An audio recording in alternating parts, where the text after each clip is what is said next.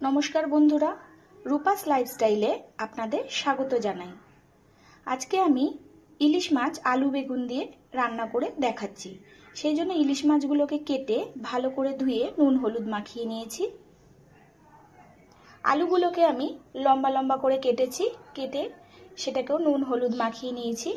আর বেগুনগুলোকে কেটেও আমি নুন হলুদ মাখিয়ে নিয়েছি। কড়াইয়ের মধ্যে আমি সর্ষের তেল গরম হতে বসিয়ে দিয়েছি। এইবার ইলিশ মাছগুলোকে আমি হালকা করে দুই পাশ ভেজে নিচ্ছি।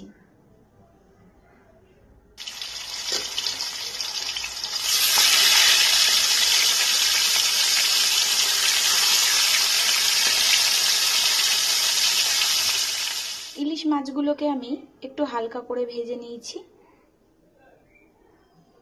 এবার এই তেলের মধ্যে আমি বেগুনগুলোকে আগে ভেজে তুলে নেব।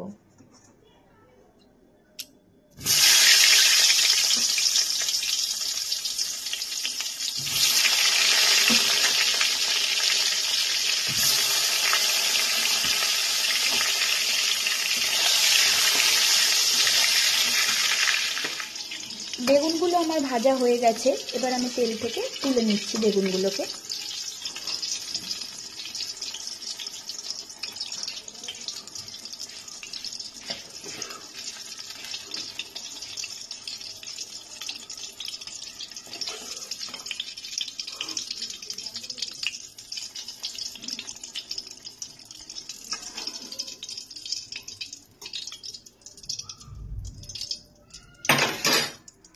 বেগুন ভেজে তুলে রেখে দিয়ে এবার এই তেলের মধ্যে আমি কালো জিরে ফোড়ন দিয়ে দিচ্ছি।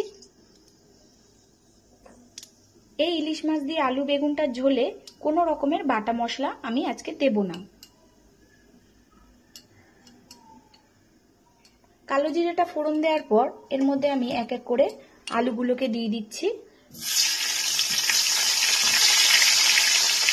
আলু আজকে আর আলাদা করে ভেজে তুলে রাখবো না, এর মধ্যে একেবারে আলুগুলোকে দিয়ে ভেজে নেব।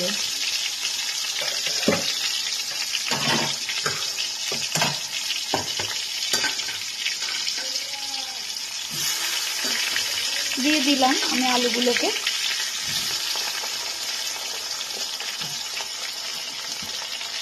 আলুগুলোকে একটু আমি ভেজে নিচ্ছি। আলুটার মধ্যে আমি নুন হলুদ মাখিয়ে রেখে দিয়েছিলাম, এটাকে আমি একটু ভেজে নিচ্ছি। আলুটা আমার লাল করে ভাজা হয়ে গেছে। এবার আমি এর মধ্যে কয়েকটা চেরা কাঁচা লঙ্কা এর মধ্যে দিয়ে দিচ্ছি। আর 1 চামচের মতন জিরের গুঁড়ো আমি জল দিয়ে একটু ভিজিয়ে রেখেছিলাম, সেটাকে এর মধ্যে দিয়ে দিচ্ছি। আর 1/2 চামচ নুন পরিমাণ মতো।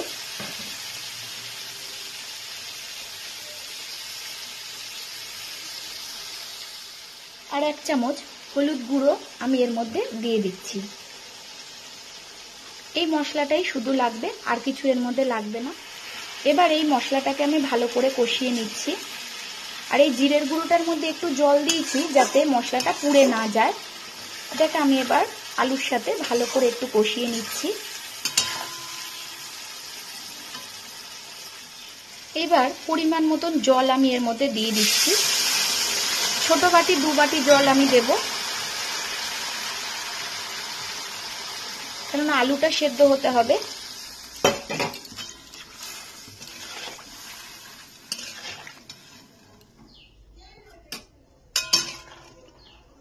মাছের ঝোলের আলুটা আমার ভালো করে সেদ্ধ হয়ে গেছে।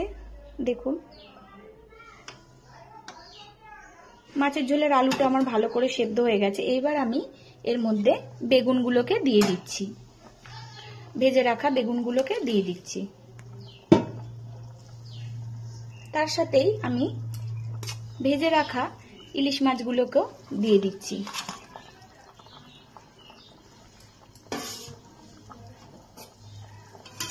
এরকম ভাবে একবার করে দেখবেন, ইলিশ মাছের ঝোলটা খেতে খুবই ভালো লাগবে। একটু পাতলা হয় এই ঝোলটা, কোনো বাটা মশলার দরকার এখানে হয় না। হ্যাঁ, কাঁচা লঙ্কা বেটে দিলে আপনারা একটু কাঁচা লঙ্কা বেটে দিতে পারেন, কিন্তু ফেলে দিলেও কোনো অসুবিধা হয় না, একই রকমের স্বাদ হয়। অবশ্যই জিরেটা দেবেন।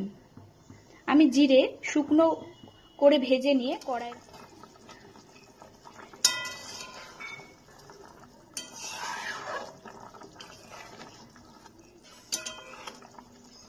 বেগুনটাকে ভেজে দিলে কি হয়, বেগুনটা একটু গোটা থাকে, খেতেও ভালো লাগে। সেই জন্য আমি বেগুনটাকে ভেজেই দিয়েছি, আলুটাকে আলাদা করে আর ভেজে তুলিনি। আর জিরেটাকে শুকনো কড়াইয়ের মধ্যে আমি ভেজে নিয়ে ওটাকে গুঁড়ো করে নিয়েছিলাম। এভাবে করে দেখবেন, খেতে খুবই ভালো লাগবে। এবার আমি মাছের ঝোলটাকে নামিয়ে দিচ্ছি। আমার হয়ে গেছে ইলিশ মাছ দিয়ে আলু বেগুন দিয়ে ঝোল।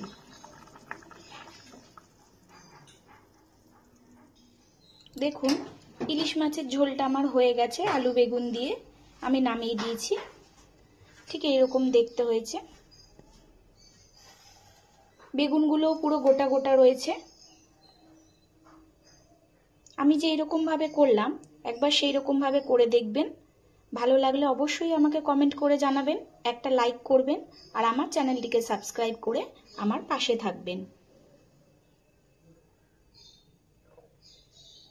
খুব সহজ উপায়ে, বাটাবাটির ঝামেলা ছাড়াই এইভাবে আলু বেগুন দিয়ে ইলিশ মাছের ঝোল একবার করে দেখুন।